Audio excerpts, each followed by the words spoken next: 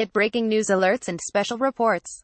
The news and stories that matter, delivered weekday mornings. Michael Flynn lasted only 24 days as President Donald Trump's national security advisor. His gig as director of global strategy for a new Washington lobby firm was even shorter. It apparently doesn't exist. Not yet anyway. The Wall Street Journal had first reported that Flynn had taken a new job on Tuesday afternoon, and his bio on Stonington's brand new website seemed to confirm that.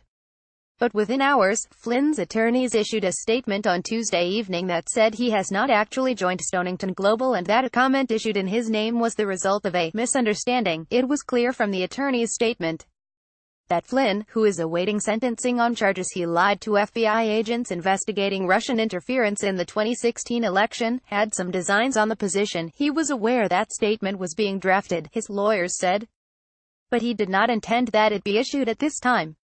Its issuance now in his name appears to be the result of a misunderstanding. The statement did not say whether Flynn might join Stonington in the future, but the firm's principals, Nick Musin and Joseph Alaham, obviously haven't given up hope. We cannot comment on General Flynn's considerations about the timing of the announcement, but we have faith in his patriotism and long history of service to our country, they said in a statement.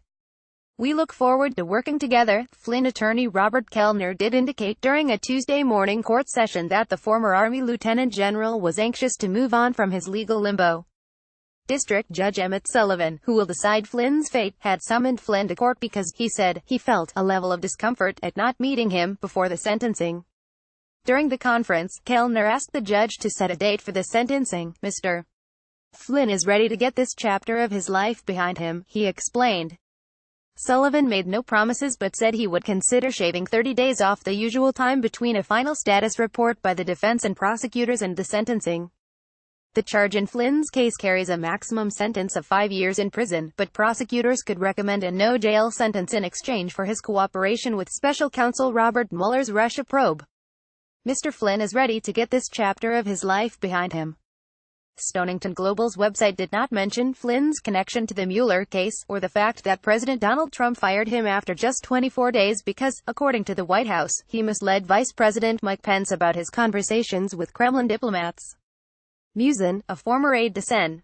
Ted Cruz, R. Texas, and Alaham, who owns high-end kosher restaurants, have made headlines for lobbying on behalf of Qatar during last year's Gulf diplomatic crisis.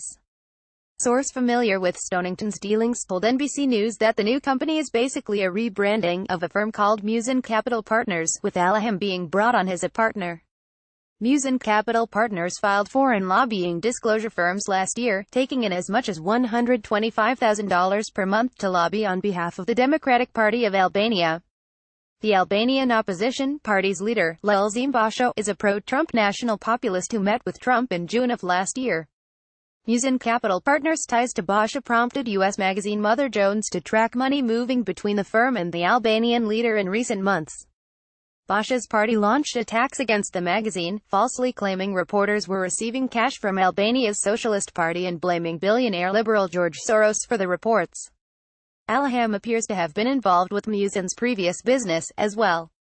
A November foreign lobbying form filed with the Justice Department on behalf of Musin Capital Partners was registered in Alaham's name.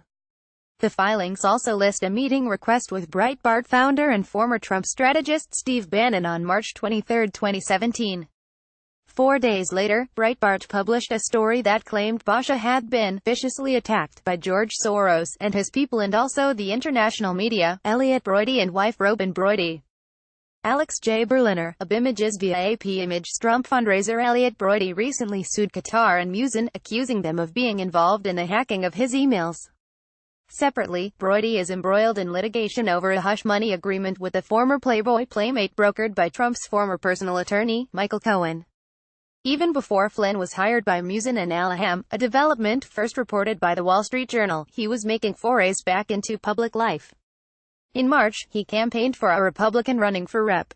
Maxine Waters' California seat.